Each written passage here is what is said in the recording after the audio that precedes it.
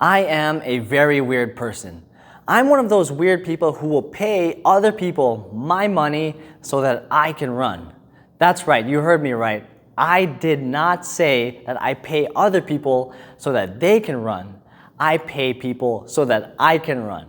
And you're probably asking yourself, well, why don't you just, go outside your house, go start walking, and then go for a run? Well, I do that sometimes, but what I'm talking about here is I'm talking about a real run. I'm talking about a race, with runners and a course and a number that you wear on your chest.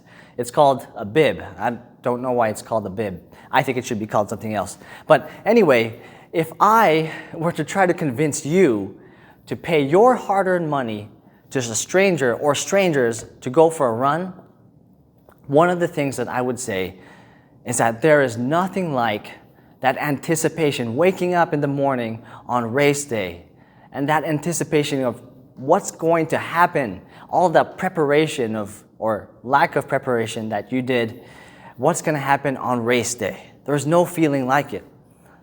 There's something else that's kind of weird about myself, and it's kind of mean and superficial, but when I race, I want to look the part. Right? I want to look the part. I want to look like I belong in the race. I want to look like a runner. So that plays a factor in deciding what clothes I wear, on how I stretch, or how I warm up. I want to fit in. I want to look like I belong, right? Because to me, this is some serious stuff. So, that sounds a little superficial, right? But here's the mean part. The mean part is that not only do I evaluate and judge myself, but I also, on race day, start to evaluate and judge other people, the other runners. I look to see what my competition is going to be like. I look to see if they fit the look of a runner. And I know it's terrible. And before you get too harsh, I imagine that all of us have done this at some time or another.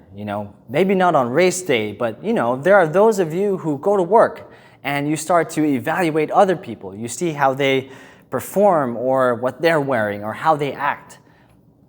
And some of you go to school and you guys do the same exact thing. I think we've all done this before, haven't we? Maybe not on race day, but there's this certain pressure to behave or act a certain way to make sure that you look the part, to maintain your position at work or to hold your position in class or on the football team. It's natural, right? That's just how the world seems to work. It's natural to want to try to fit in and be accepted in the different aspects of our lives. And I'm not saying that there's anything wrong with that. But when we've become so accustomed to modifying the way that we act or behave, it's no wonder that we can fall into the same mindset when it comes to church. And if you've had a bad experience at church before, it's likely because you felt like maybe you didn't quite fit in. Maybe you felt like you were being judged because of what you were wearing or the way that you were speaking. And if you've grown up in church like me, you can see or you can feel that there's kind of a conflict here. Because if you call yourself a follower of Jesus, can you see that we are held to a higher moral standard, right? We're taught not to lie. We're taught to be thankful in a difficult circumstance. And we're taught to treat our neighbor like a certain way. We're taught to behave and act a certain way. Now, this conflict and this controversy is not new. In fact, the new church or the early church, back when the church was just a movement, right before it was a building or a service or a gathering on the weekend. So today, what we're going to do is we're going to ask, how good does a person have to act? How good does a person have to behave in order to be part of the church? And who exactly is the church for? We will be addressing these questions today. And we can find the beginnings of this controversy, of this event, of the early church in the book of the Bible called Acts. And we've been we've looked at Acts a few times during this series so far. And in the book of Acts, there's this apostle. His name is Paul. And Paul used to be known as Saul. And Pastor Caesar, he talked about Paul last week. But if you weren't here, basically, Paul was, when he was known as Saul, he was the leader of the persecution of the Christians. And long story short, Saul, he had a dramatic conversion and became Paul. And when he became Paul, he went from someone who was persecuting Christians, right, murdering, beating up and imprisoning Christians, to someone who was starting new churches, planting new churches, and sharing the message of Jesus. Now, as Paul started to plant these new churches, this is where we'll find this controversy, this conflict of the early church. And this controversy is so relevant to today because if you've had a bad experience at church, this is probably the reason why. It's probably the reason why so many people have dropped out of church. And probably the reason why so many people have said, okay, I'm never going to go back to church. I'm never going to step foot inside of church again. And a little backstory to this event. This event, it took place about 20 years after Jesus rose from the dead, right? You had a group of Jewish people who were raised learning the Ten Commandments and the law of Moses. They were taught these laws since they were young. And then you had a group of Gentile believers, on the other hand, who were brand new Christians, right? They were taught that Jesus died for your sins, and you had the peace of knowing that you've been forgiven and that you've been saved. So, if you have your Bibles with you, or if you have your Bible app with you, we will be in Acts chapter 15 today, and we're going to be starting at the very beginning of chapter 15 in verse 1. And this is what verse 1 says. While Paul and Barnabas were at Antioch of Syria, some men of Judea arrived and began to teach the believers. So, these men from Judea were the Jews that came from Jerusalem to teach the new believers. And the new believers were the Gentiles, right? They're the new Christians. They're that person who might be open to being a Christian for the first time, right? They might be kind of on the fence about it, but they're still learning what it means to be a Jesus follower. They might be a person who is watching this video for the first time.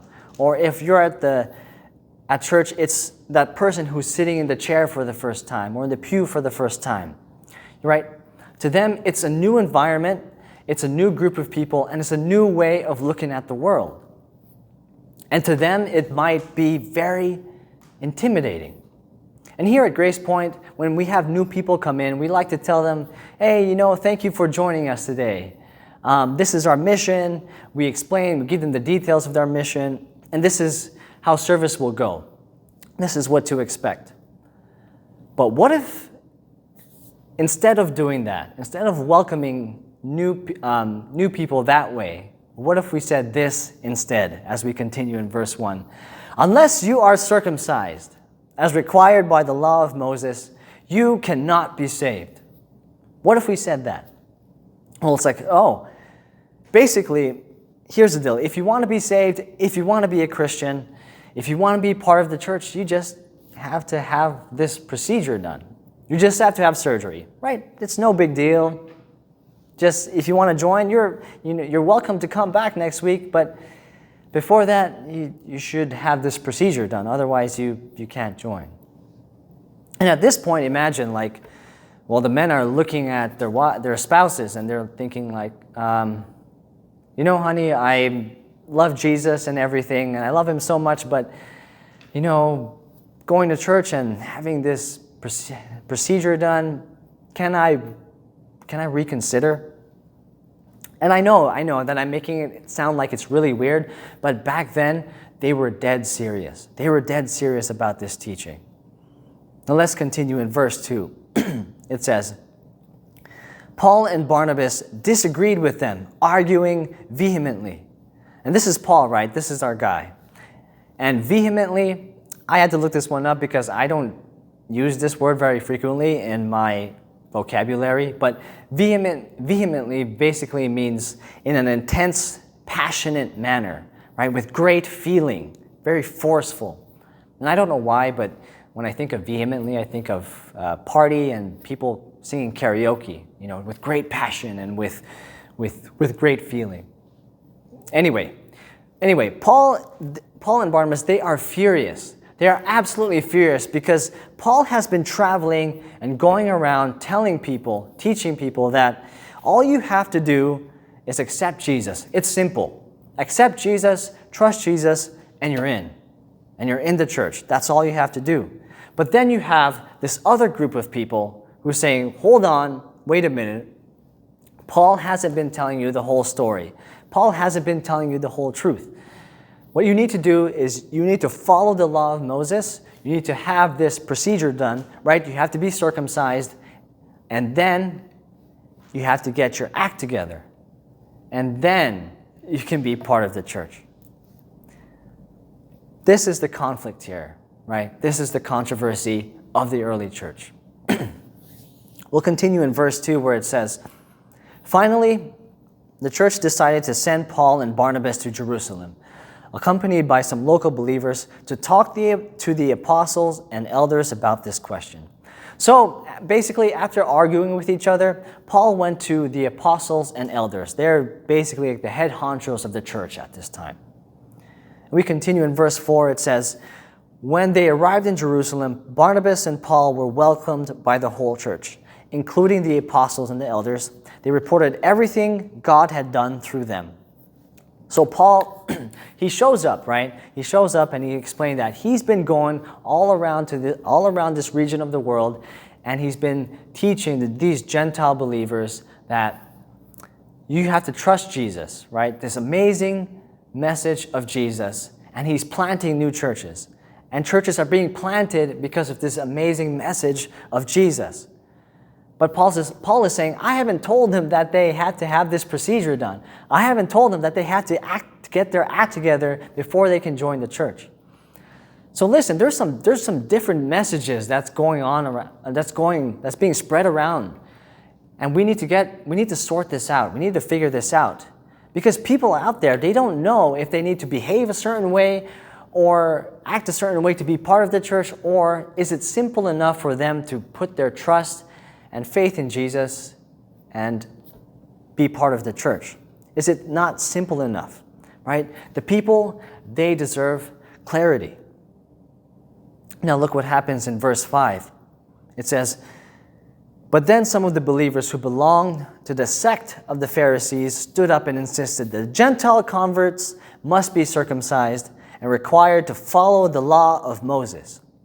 Check this out, because there's a detail here that could easily be overlooked, right? The Pharisees, the sect of the Pharisees.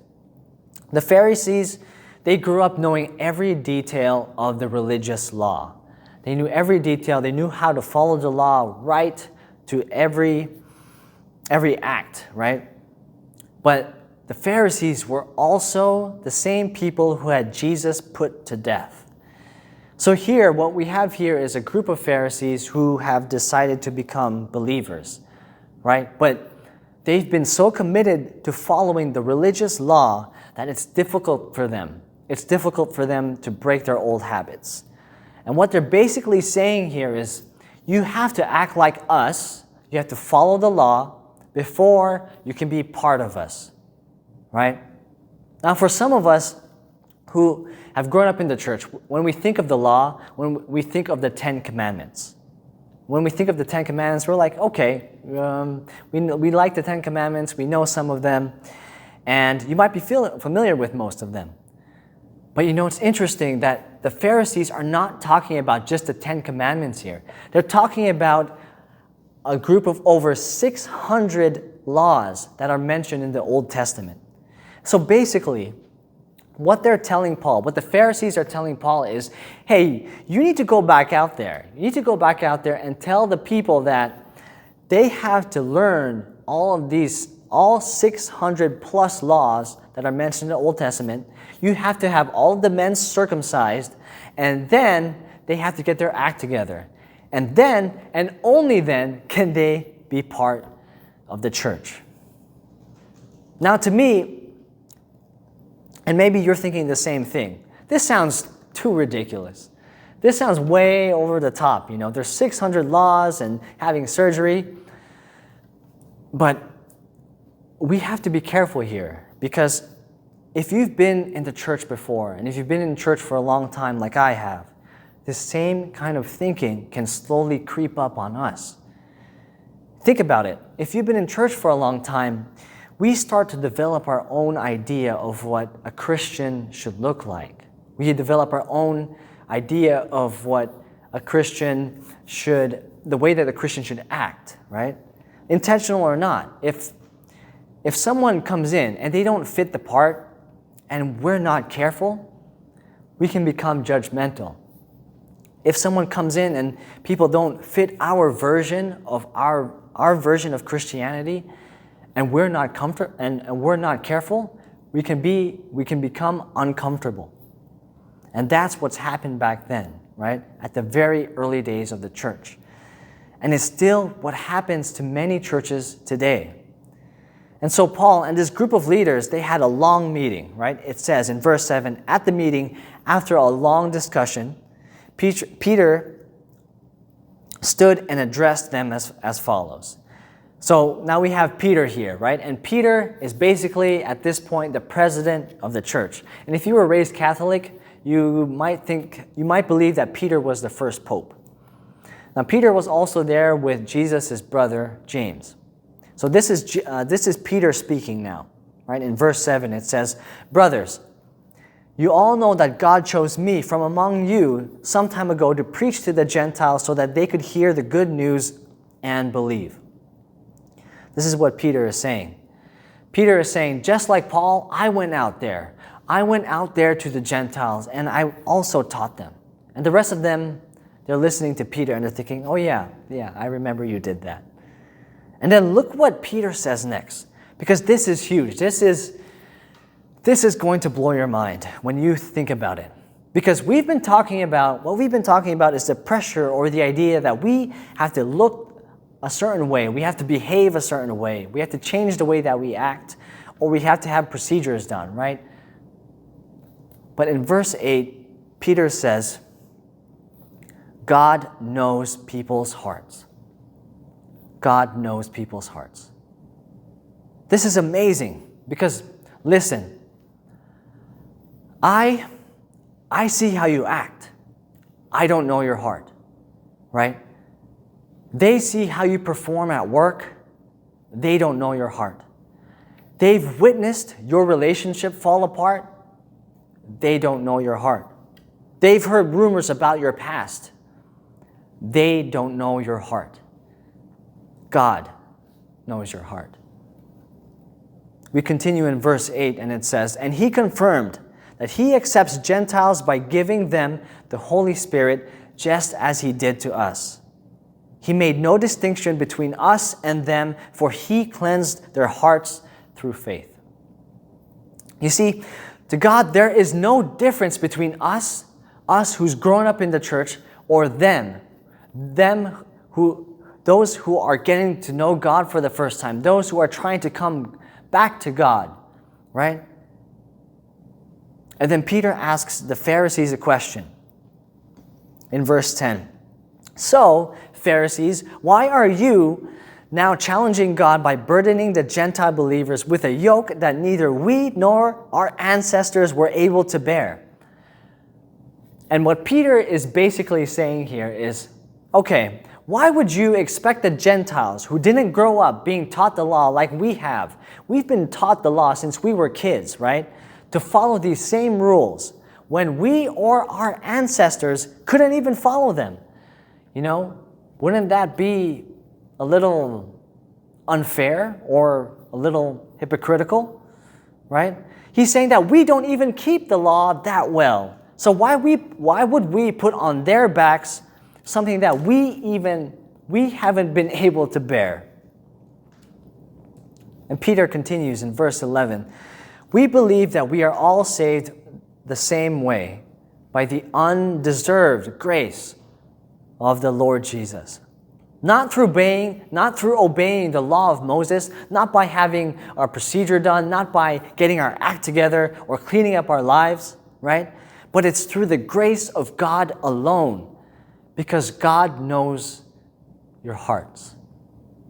This is important for all of us to understand, whether you've been a follower of Jesus all your life or if this is your first time.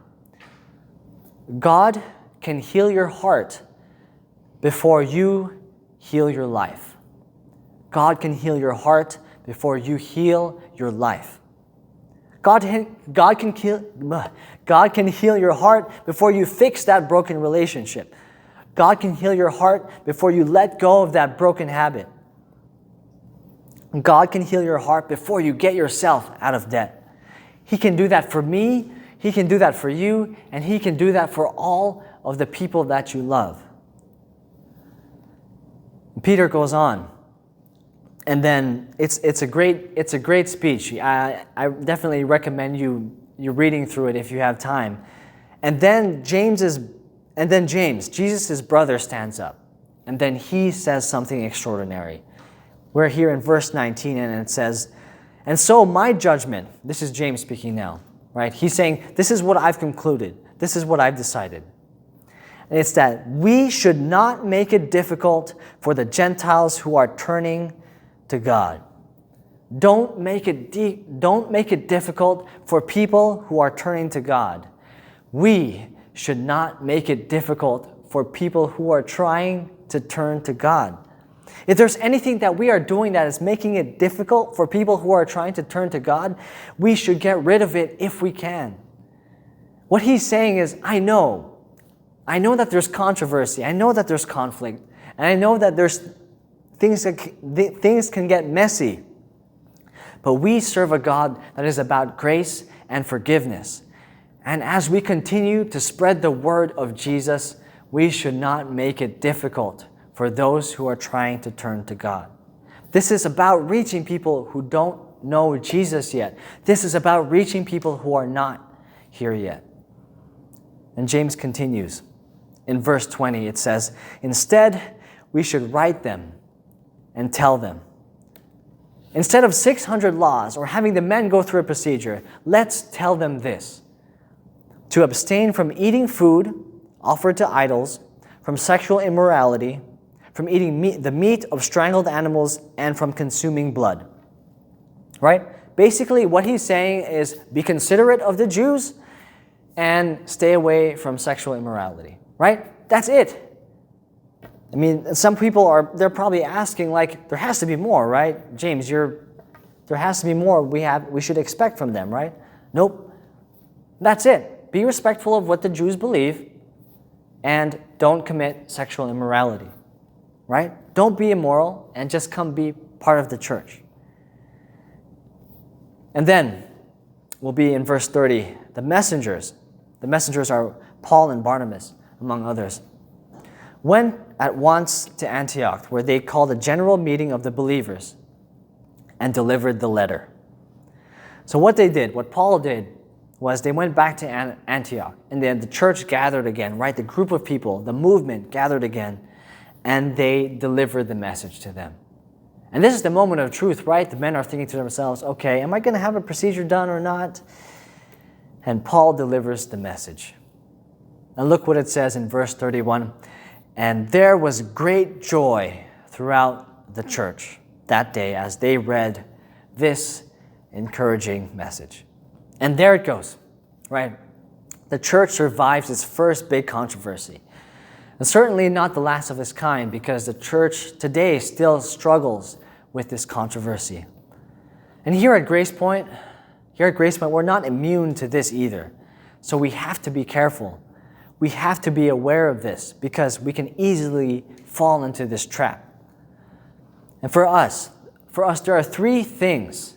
There are three things that I want us to avoid. You can think of it as three drifts that I want us to avoid as a church, because churches can easily drift into these tendencies if we're not careful. If we're not careful, if we're not aware, we can end up making it difficult for people who are trying to turn to God. As a church who is trying to reach people for Jesus, for people who don't know Jesus, we have to avoid these drifts. So the first drift that we have to avoid is we have to avoid the drift towards insiders and away from outsiders, right?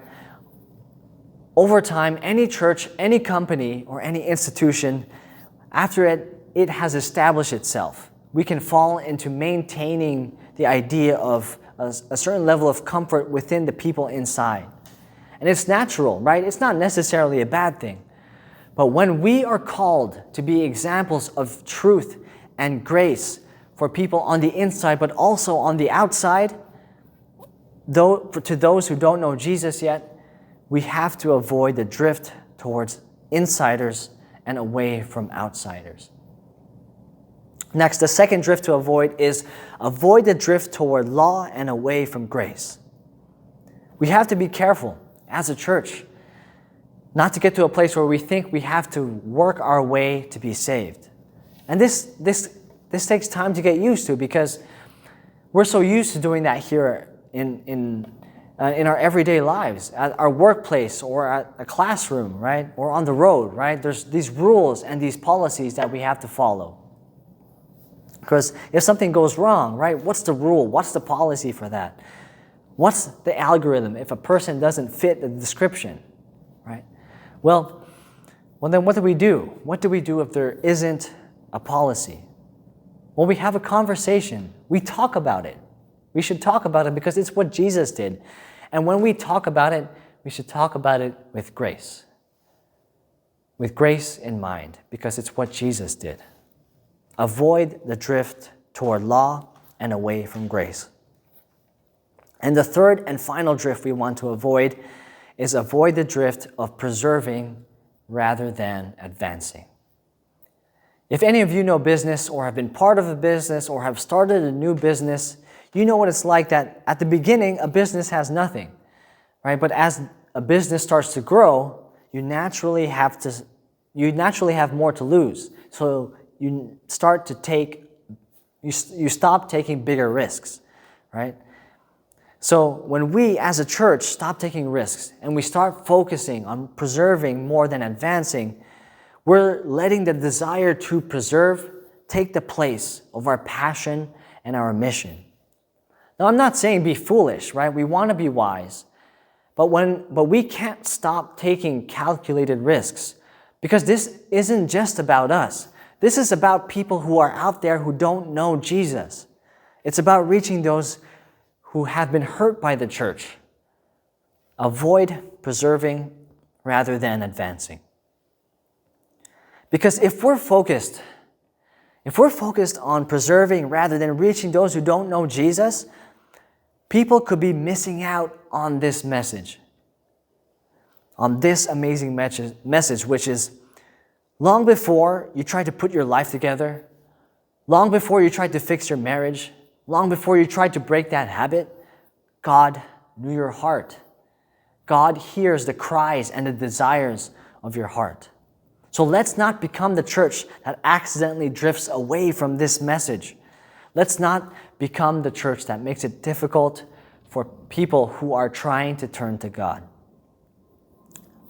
Listen, from the very beginning, here at Gracepoint, we wanted to make sure that we didn't fall into this trap, that we don't unintentionally become a church that drifts away from sharing the message of Jesus, that we don't unintentionally become a church that makes it difficult for those who are trying to turn to God.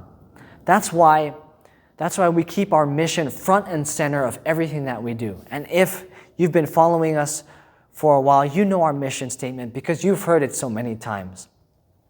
And our mission is to meet people where they are and to inspire them to follow Jesus. And as long as we keep that front and center of everything that we do, we won't drift.